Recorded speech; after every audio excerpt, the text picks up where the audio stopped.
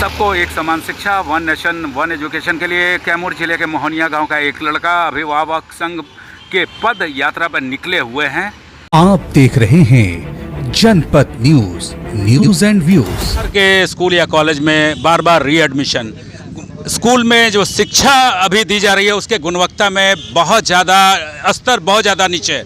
उसको लेकर मोहनिया का एक लड़का है और आज यहाँ लेकर निकले ऑल इंडिया अभिभावक संघ पद यात्रा लेकर निकले हैं और लोगों को जागरूक करने के लिए निकले हुए हैं कि जो कॉलेज या स्कूल है उसको थोड़ा सा मॉडर्न किया जाए, उसका आधुनिकता में बढ़ावा देना चाहिए जो शिक्षा में होता है। और इनका एक कहना है, राष्ट्रपति हो या सिपाही हो, सीएम हो या डीएम हो, सबको समान शिक्षा मिलना चाहिए। वन नेशन वन एजुकेशन इनका नारा है और इसको समाज को जागरूक करने के लिए आज निकले हुए हैं। इनसे जानते हैं कि आखिर ये समाज को जागरूक करने का इरादा इनके मन में कैसा है, इनसे जानते हैं। हुए हैं कि ये यात्रा की शुरुआत किस लिए कर रहे हैं?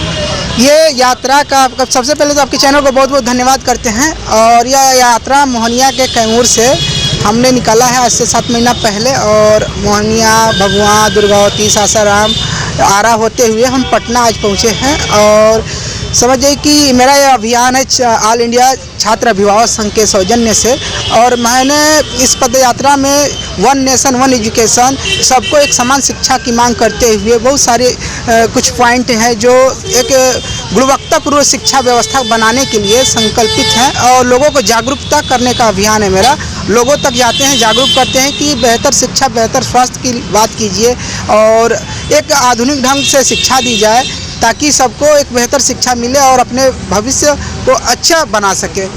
लेकिन सरकार की अगर बात करें, आपकी जो मांग है, जो यात्रा पर निकले हैं, ये मांग आप सरकार से कर रहे हैं? नहीं, सरकार से लोगों को जागरूक करने के लिए ये जागरूकता अभियान है मेरा सरकार से नहीं, कोई किसी प्रकार से शिकायत नहीं है। हम लोगों को जागरूक कर रहे हैं कि कम से कम धर्म और जात से ऊपर उठ के शिक्षा की बात की जाए और शिक्षा पे बात करने का ध्यान कम कर दिया गया है। और एक तरह से किसी एक जाति को अपना दुश्मन बना दे रहे हैं, किसी धर्म को दुश्मन बना दे रहे हैं और जातिवाद कर रहे हैं। कोई धर्म का यात्रा निकाल रहा है लेकिन छात्र सड़कों पे पीट रहे हैं, अभिभावक का काम करते करते मर रहे हैं, अपने बच्चों को पढ़ाने के लिए सारा पैसा शिक्षा पे खर्च कर दे रहे हैं। तो उन अभिभावक, उन छात्रों के सम्मान में यह पद यात्रा निकला हुआ है कि वो कम से कम जो पीट रहे हैं, इतना मेहनत कर रहे हैं शिक्षा पाने के लिए, तो उनको भी सम्मान से जीने का अधिकार है, पढ़ने का अधिकार है, हर चीज़ करने का अधिकार है। तो उनके लिए स्वाभिमान, उनके सम्मान में यह पद यात्रा निकला हुआ है।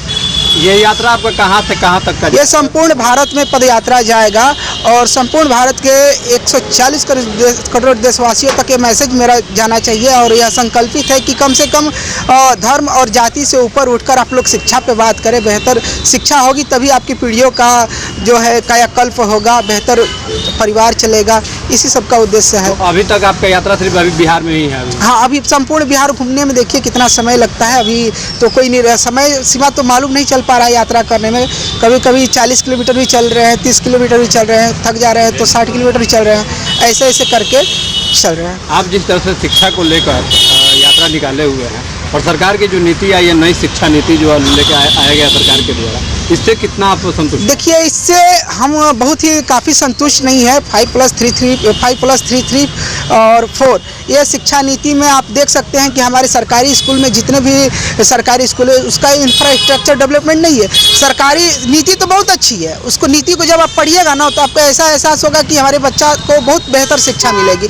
लेकिन जब आप ग्राउंड पे जाइएगा, स्कूल को देखिएगा तो आपको एहसास होगा कुछ किसी विद्यालय के पास ना अपना विद्यालय है, ना किसी क्लास में, किसी स्कूल में 10 शिक्षक हैं तो 2 क्लासरूम है, किसी में शौचालय है तो गेट नहीं है, गेट है तो पूरा गंदा शौचालय है।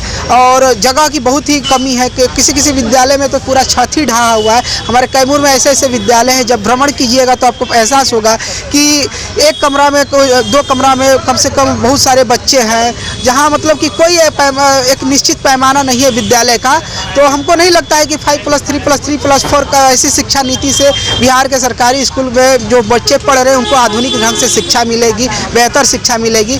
हमको तो थोड़ा सा भी नहीं लग रहा है। लेकिन आप सरकार की कैसी नीति है, क्या सोचती है इस विषय पे? अभी तक सरकार से आपकी यात्रा के दौरान सरकार के किसी विधायक से, सांसद से या मंत्रीगण से किसी से बात हो पाई है या नहीं? नहीं, कोशिश तो अभी नहीं की है, अभी सड़कों पे ही निकल रहे हैं। तो सांसद, विधायक, मंत्री जी अगर देखते होंगे तो हमको नहीं लग रहा है कि उनका इस गाड़ी के स्पीड के हिसाब से जो हमने शब्द लिखा है उस शब्दों पर ध्यान दिया होगा। अगर शायद कोई देखे तो मिलेंगे तो बहुत खुशी की बात होगी, और इस पर चर्चा करें तो और भी बहुत बड़ी खुशी की बात होगी। कम से कम छात्र और अभिभावक के सम्मान में 2 शब्द बोले, चाहे इस पर नीति बनाया जाए, ऐसी नीति बनाया जाए कि स्कूल, कॉलेज, यूनिवर्सिटी को बचाया जाए। और खासकर आप देख सकते हैं कि प्राइवेट स्कूल, इसमें बहुत ही बड़े शिक्षा माफियाओं का हस्तक्षेप है, और अभिभावक जो है अपने बच्चों को बेहतर शिक्षा के लिए घर, ज़मीन, जायदाद बेचकर बच्चों को पढ़ा रहे हैं। और उस नाम पे आप देख सकते हैं प्राइवेट स्कूल क्या कर रहे हैं कि प्रत्येक वर्ष किताब चेंज कर रहे हैं, री एडमिशन ले रहे हैं, मेंटेनेंस चार्ज ले रहे हैं, बहुत सारी चार्जेस जोड़ के एक अभिभावक को लूटने का प्रयास कर रहे हैं। तो इन प्राइवेट स्कूलों पर भी थोड़ा सा प्रतिबंध के लिमिटेड सीमा बनाना चाहिए कि कम से कम लूटपाट बंद हो। किताब जो साल भर में चेंज कर दे रहे हैं उसमें कम से कम कुछ समय सीमा दी जाए, 2-4 साल दिया जाए, ताकि एक बच्चा उस किताब से पढ़ ले तो दूसरा बच्चा को भी पढ़ने का मौका मिले। अगर कोई किताब डोनेट करना चाहता है, जो गरीब व्यक्ति है, जो किताब नहीं खरीदने में असमर्थ है, तो उस किताब से वो पढ़ सकता है। तो ऐसा तो कोई ऐसा हमको नहीं लग रहा है कि गरीब बच्चा प्राइवेट विद्यालयों में पढ़ पा रहा है। ये इस लूटपाट को मतलब लोगों को जगाना चाहिए कि इस पर भी चर्चा हो, कि जो बात जुबान पर है वो विचार में आए, विचार बने, योजना बने, ताकि सफलतापूर्वक शिक्षा में क्रांति आए। और इस पर एक मुहिम चले कि मतलब कि एक बेहतर सबको शिक्षा मिले। इसी मतलब कि आप एक अभिभावक का दर्द तभी समझ पाएंगे जब आप प्राइवेट स्कूलों में जब पैसा फी करने जाएंगे प्रत्येक महीना, जब ड्रेस के नाम पे आपको लिया जाएगा। तो बहुत सारी प्रताड़ित हैं, और बच्चों को भी टारगेट किया जाता है, उसमें बेइज्जत किया जाता है कि आपके पिताजी ने फीस जमा नहीं किया है, आप जाइए फीस लेकर आइए। तो बहुत तरह से सरकार प्राइवेट स्कूलों में प्रताड़ना है। तो इस सब में सुधार होनी चाहिए, और लोगों को जागरूक कर रहे हैं, और लोग जागरूक भी हो रहे हैं, इससे जुड़ भी रहे हैं कि नहीं इस पर बात होनी चाहिए। अपना परिचय दे दीजिए। मेरा नाम दीपक गुप्ता है और मैं मोहनिया से।